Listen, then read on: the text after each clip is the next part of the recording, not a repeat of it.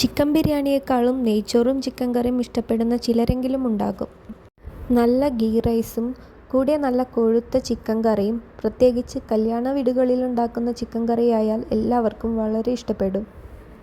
വളരെ എളുപ്പത്തിൽ അതേ ടേസ്റ്റോടു കൂടി തേങ്ങയൊന്നും അരക്കാതെ എങ്ങനെ നല്ലൊരു ചിക്കൻ കറി വയ്ക്കാമെന്നാണ് ഇന്നത്തെ റെസിപ്പി. അതിന് ആദ്യം ഒരു ചട്ടി എടുത്ത് വെളിച്ചെണ്ണ ഒഴിച്ച് ചൂടാക്കുക. വീട്ടിൽ മൺചട്ടിയുള്ളവർ അത് യൂസ് കറിയുണ്ടാക്കാം, കറിക്ക് ടേസ്റ്റ് കൂടും. എണ്ണ ചൂടായ ശേഷം അതിലേക്ക് തിന്നായി സ്ലൈസ് ചെയ്തിരിക്കുന്ന സവോള ആഡ് ചെയ്യണം. എത്ര തിന്നായി സ്ലൈസ് ചെയ്യുന്നുവോ അത്രയും കറിക്ക് രുചി കൂടും.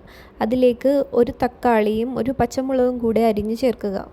നല്ല ബ്രൗൺ നിറമാകുന്നത് വരെ സവാള വഴറ്റണം.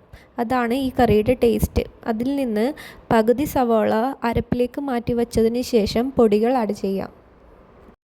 ബാക്കിയുള്ള സവാളയിലേക്ക് മഞ്ഞൾപ്പൊടി, മുളക് പൊടി, മല്ലിപ്പൊടി, പെപ്പർ പൊടി എന്നിവയും കൂടി ചേർത്ത് നന്നായി മൂപ്പിക്കണം. 1 മിനിറ്റ് നേരം പൊടികളെല്ലാം നന്നായി മൂപ്പിച്ച ശേഷം അതിലേക്ക് കഴുകി വൃത്തിയാക്കി വെച്ചിരിക്കുന്ന ചിക്കൻ ആഡ് ചെയ്യാം.